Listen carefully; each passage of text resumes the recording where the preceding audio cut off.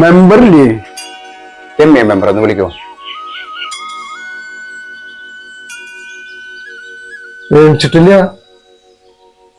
ഈ നേരായിട്ട് ഇന്നലെ വന്ന് ഞങ്ങൾക്ക് ക്ലാസ് എടുത്തോണ്ടില്ല. കുടുംബശ്രീയിൽ വന്നിട്ടേ നേരത്തെ എനിക്കിനും ആരോഗ്യം സംരക്ഷിക്കണം, മിതമായ ഭക്ഷണം കഴിക്കാൻ പാടുള്ളൂ എന്നൊക്കെ എന്തൊക്കെ പറഞ്ഞിരുന്നു ഇന്നലെ. ആ വിനയനും മാഷൊക്കെ വന്നിനോന്ന് പറ. ആ രോഗമൊക്കെ ഒന്ന് പരിഹരിച്ചു തരാൻ പറ. ഒന്നും പറഞ്ഞിട്ട് കാര്യമില്ല. ആരും പേടിക്കാനില്ലെങ്കിൽ പെരേര ഉത്തരത്തിലെങ്കിലും പേടിക്കണമെന്ന് പറയും. ഇതുവരെ അവള് എണീറ്റിട്ടില്ല. ആരോടെ വന്നിണ്ടായിരുന്നു? അത് രമ്യനെ അന്വേഷിച്ചതാ. മോനെ ചായ. അതെ, ഇനി മേലിൽ നിനക്ക് ചായ വേണമെന്ന് വെച്ചാൽ നീ നിന്റെ ഭാര്യയോട് പറഞ്ഞാട്ടാ. മനുഷ്യന് തണ്ടല് മുതുമ്പോ തണ്ടിരിക്കുക. ഇപ്പൊ സമയത്രേടാ? 7:30 ഈ നേരം വരെ നിന്റെ പെണ്ണ് കിടന്നോടത്തിന് എനിക്ക് വന്നിട്ടുണ്ടാ? ഇതൊക്കെ ഇവിടെ അല്ലാണ്ട് പിന്നെ എവിടെ നടക്കുക? അതൊക്കെ ഒരല്പം നേരം വൈകൊണ്ടൊന്നും ആകാശം ഇടിഞ്ഞു പൊളിഞ്ഞു വിടാൻ പോണില്ല. അവളെ എനിക്ക് വന്നോളൂ. നിങ്ങളല്ലെങ്കിലേ മാരിയുള്ള സപ്പോർട്ട് തന്നെ എപ്പോഴും പറയുള്ളൂ. എനിക്ക് തീരെ വയ്യാത്തത് കൊണ്ടാണ്.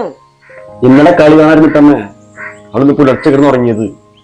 മലമറിക്കണ പണിയും തൊടുത്തിട്ടല്ല, കളി കാണാൻ ഇരുന്നിട്ടല്ലേ. ഇനി അതൊരു പറഞ്ഞിട്ട് നിങ്ങൾ രണ്ടാൾ എന്റെ മെക്കിട്ട് കയറാൻ നിൽക്കണ്ട. വൈകി എണിക്കണ പെണ്ണുങ്ങളും അന്തിക്ക് കൂവണ കോഴിയും വീടിന് ശാപം എന്നാ പറയാ. കോഴീനാണെങ്കിൽ നമുക്ക് കറിയെങ്കിലും വെക്കാം. ഈ ശവങ്ങളെ എന്ത് ചെയ്യാനാ? രാവിലെ തന്നെ തുടങ്ങില്ലോ നിങ്ങളുടെ അമ്മ.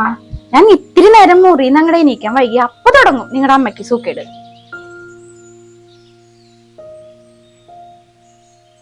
ആ ദേ എഴുന്നേറ്റ് വരുന്നുണ്ട് തമ്പുരാട്ടി. നിങ്ങളുടെ പെങ്ങൾ എത്ര നേരം കിടന്നുറങ്ങിയാലും ആർക്കും ഒരു കുഴപ്പമില്ല. അവള് മകളാണല്ലോ. അവളെങ്ങാനും പറഞ്ഞ എല്ലാവർക്കും അങ്ങടെ എന്താ പുളിക്കല്. നിങ്ങൾക്കത് പറയാലോ വേണ്ടോ? കേക്കുന്നത് മുഴുവൻ ഞാനല്ലേ. നിങ്ങളുടെ പെങ്ങൾ എന്നിവിടെ കാലുകുത്തിയോ അന്ന് മുഴുവൻ വഴക്കാ. എന്താ നാത്തൂനെ രാവിലെ തന്നെ എന്റെ മെക്കിട്ട്?